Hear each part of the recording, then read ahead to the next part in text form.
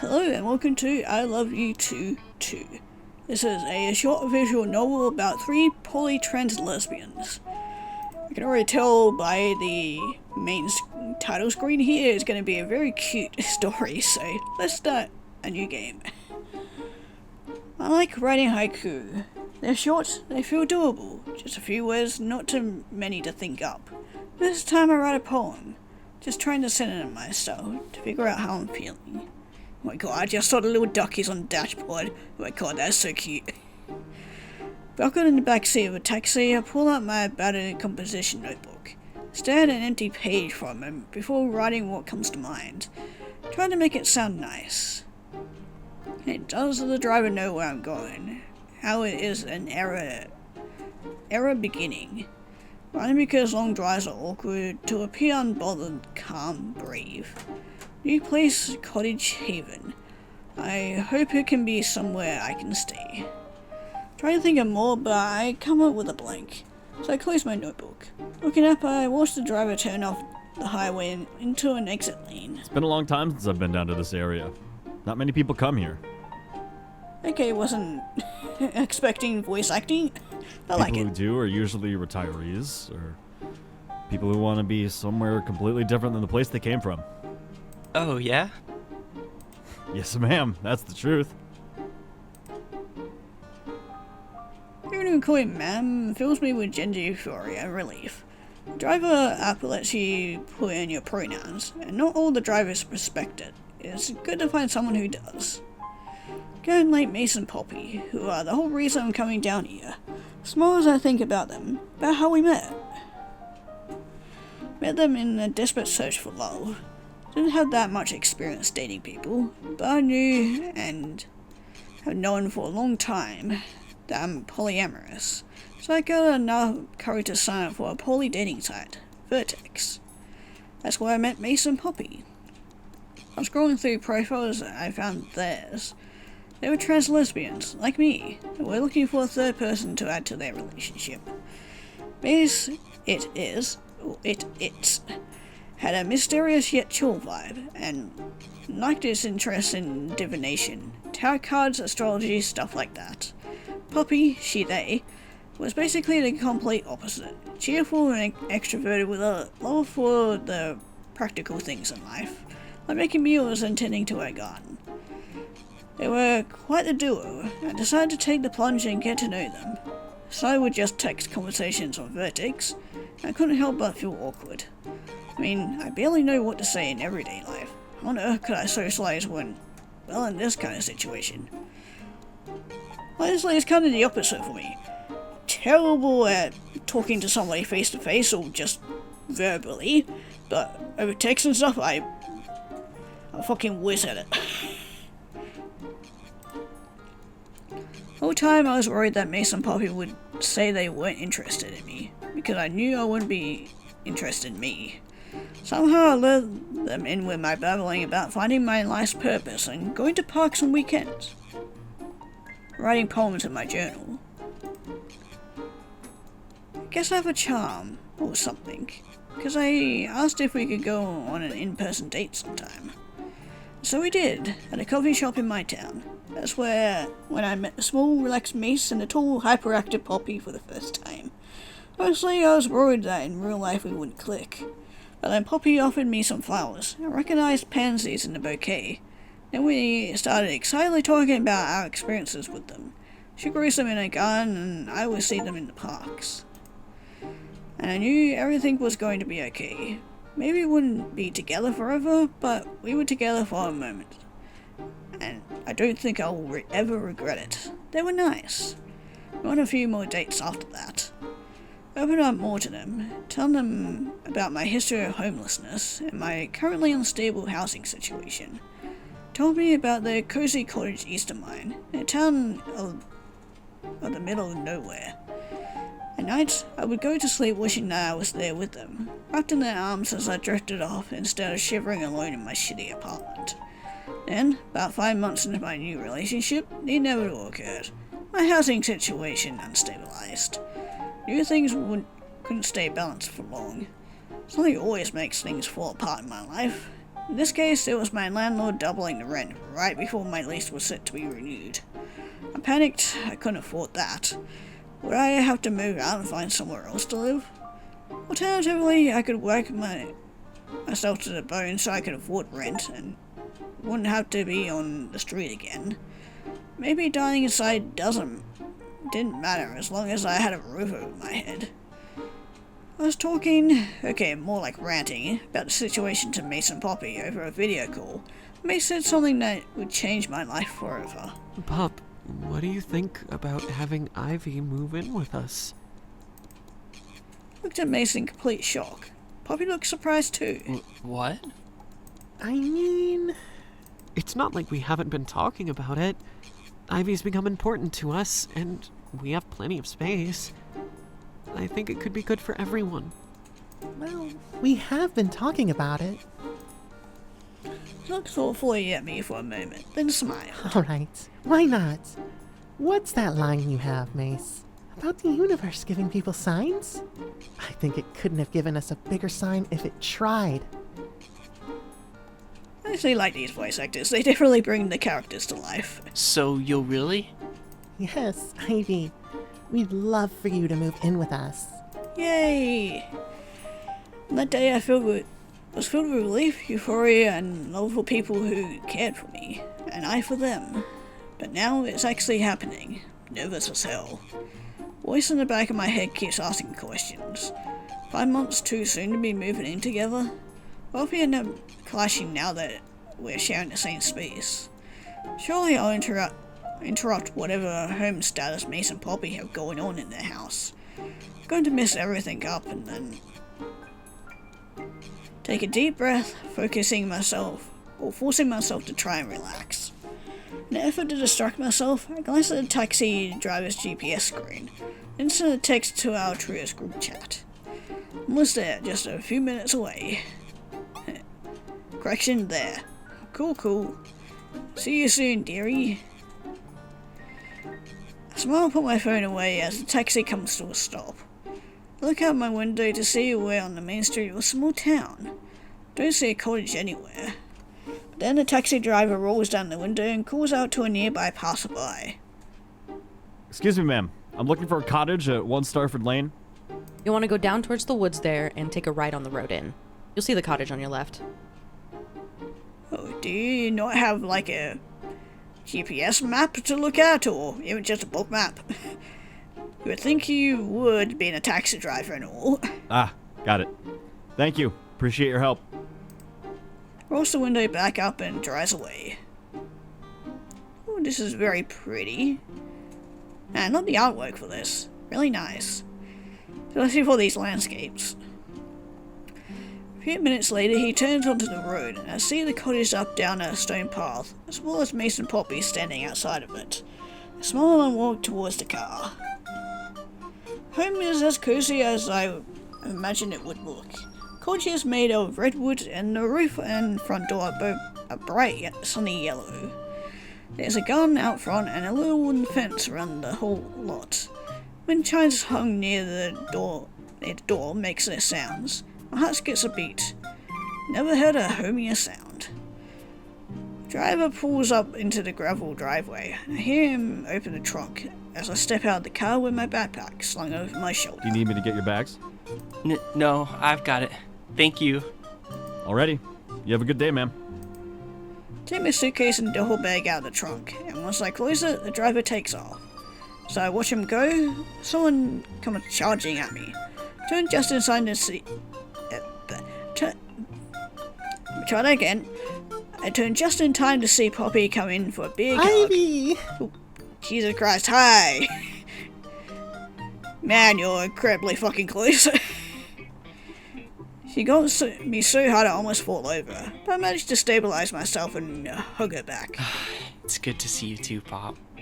Yeah, almost gave me a fucking jump scare. When Poppy lets go, I see that Mace is now standing near us, holds out his hand. Glad you made it here in one piece. Just barely. When I try to shake hands, Mace instead takes my hand gently and traces its fingers over my palm. You definitely have the water element from these lines here. Which makes sense, since you're a Pisces. Head and heart line are both smooth. Unbroken. That's good. Lifeline, on the other hand. It looks up at me. Even though Mace has no visible eyes or facial features, nor is a sympathetic Had expression. a hard journey through life, that's for sure. Okay, honey, let's dial it back a bit, huh? I think you're scaring her. I mean, we just about had a heart attack with you, so it's only fair that... I'm not scared. I just wasn't expecting it. That's all. Yeah, well, it's only fair that it has a go at us too. No worries.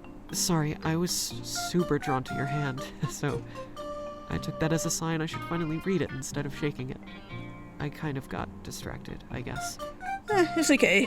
It happens to the best of us. It's fine. Honestly, I should have expected it sooner. I suppose that's true. Anyway, do you want me to take your bags?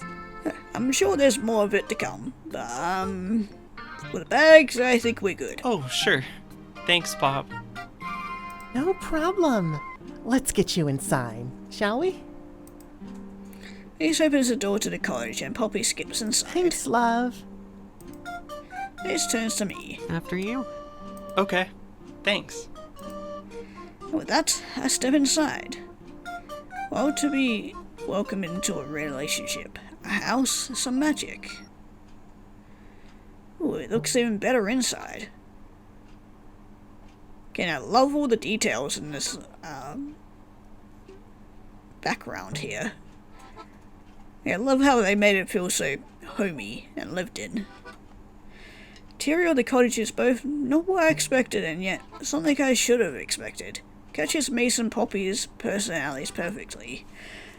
The walls are pink with white flowers painted on them. It and the fridge are covered with various framed pieces.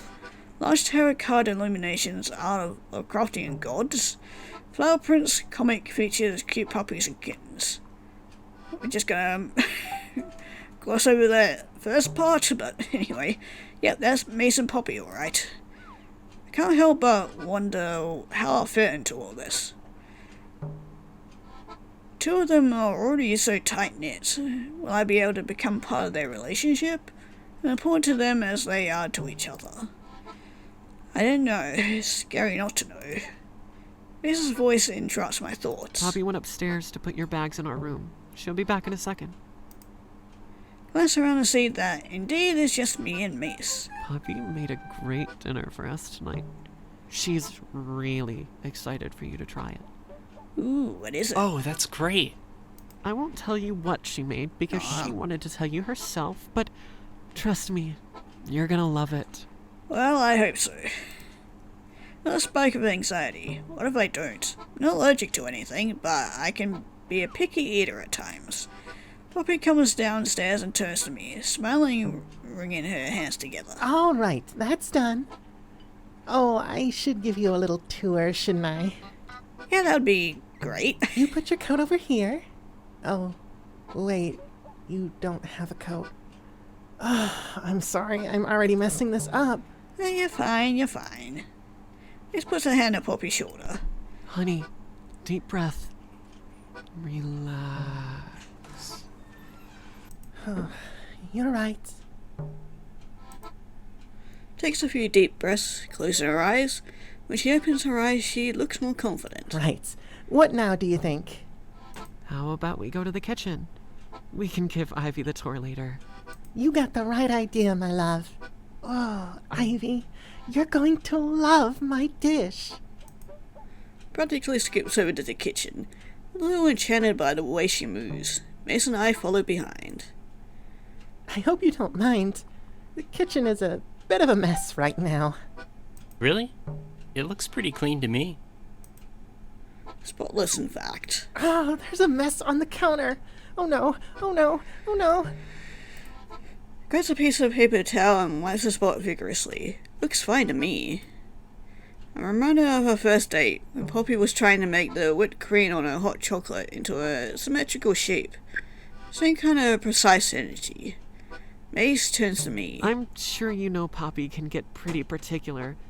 but she gets more particular when she's nervous. You'll get used to it. Poppy turns to us, blushing. Mace! You didn't have to tell her I'm nervous. It's okay. I'm kind of nervous too. Really? Yeah. At least I know I'm not the only one kind of losing my mind a little bit here. Oh yeah, I definitely am. Honestly. Takes my hand and gently squeezes it. Thanks, hon. I appreciate you. Aw. I blush. She lets go of my hand and smiles at me. Now, what do you say we go eat? I think you'll really like what I've made. Yeah, Mace was really hyping it up. I'm excited to try it. Oh, I'm definitely excited. Wait till my heart is through food. Definitely. Heavens, I hope it's something I like. Or that won't be. Start counting syllables. 5, 7, 5, 5, 7, 5. Mace, you didn't tell Ivy what it is, did you? Of course not, babe. I know you wanted it to be a surprise. Oh, phew. Good. That's a relief. Want me to help you put plates on the table? Yes, please, dear. Ivy, you can sit down and relax. Mace gestures to one of the chairs and goes to the other side of the kitchen with Poppy. I sit down, noticing that my chair looks different from the other two, like it came from the living room instead of the kitchen. Poppy comes over with a big tray from the oven. Mace comes over with a giant bowl. They place them on the table. Poppy smiles wide. Ta-da! Chili and cornbread. Oh. I've never had that combination before. You'll love it, babe. And Poppy's recipe, it's to die for. Aw, thanks, sweetie. Poppy kisses the top of Mace's head. Oh, let me get condiments and things. While you do that, I'll get plates for everyone. As Poppy and Mace set out to do that, I start counting syllables again. Time on my fingers. 5, 7, 5. Haiku don't have to be so strict, but I like the challenge, the counting. Haiku an attempt to make art out of a little with meager possessions. 3 lines, 3 people. Lines on my hand that you softly trace reading. A moment later, a variety of food additions are on the table. Butter, sour cream, shredded cheese, one of those Mexican-style mixes, sriracha sauce, and tortilla strips. Everyone also has a bowl, small plate, and a spoon. Poppy may sit down at the table. Dig in. Pour some chili onto my bowl and take a piece of cornbread too. See Poppy watching me as she takes her own food. Scoop a spoonful of my chili, blow on it, and then put it and a bite of cornbread into my mouth at the same time. Might as well dive into the deep end, right? The roast and slightly spicy flavor of the chili mixes surprisingly well with the rich and sweet cornbread. Brings a smile to my face. Poppy smiles and claps her hands together excitedly. You like it? Yeah, it's really good. Oh, hooray! I'm so relieved. I was really worried you might hate it. Oh, babe, I told you Ivy's a sweet and spicy kind of girl. I know. I was just worried. This whole thing has made me really nervous, I guess. Even that makes me feel guilty. Don't want to cause Poppy anxiety. What if it's worse for her, me being here? I'm sorry if I know it's only been a few months. No, it's not that. You're fine. I'm so excited that you're here. Poppy eats a spoonful of chili before she continues to speak. Mace and I, we're familiar with each other. We know each other well. So when I'm with it, everything slides neatly into place. With you, it's different. You're new to our relationship, and that makes things unpredictable sometimes. Which is a good thing, for the most part, because we wanted to be with someone new. But not being able to predict the outcome of things makes me feel anxious sometimes. I'm sorry. Poppy looks worried and she reaches over, putting her hand on top of mine. No, it's not your fault. We want you to be here. Change just makes me uneasy sometimes, even when it's good. Things are going to change around here. It's going from my and Mace's space to my, Mace's, and your space. We'll be learning how each person lives in everyday life and adjusting ourselves accordingly.